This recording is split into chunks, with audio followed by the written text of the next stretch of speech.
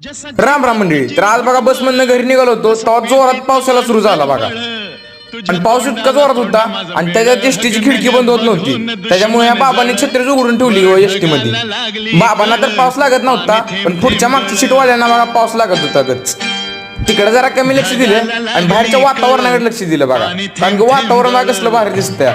पावसाळ्यात बसचा प्रवास कसा वाटतोय बघा.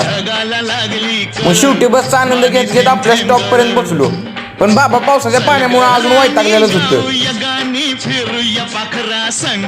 आपल्या गावात अजूनच जोरात पाऊस सुरू होता. त्याच्यामुळे जरा दुकानात थांबलो आणि पाऊस कमी झाल्यानंतर घरी जायला बघतोय तर काय आपल्या बोगद्यात परत पाणी साठलं होतं. मग शेवटी आपला हायवेनच गेलो.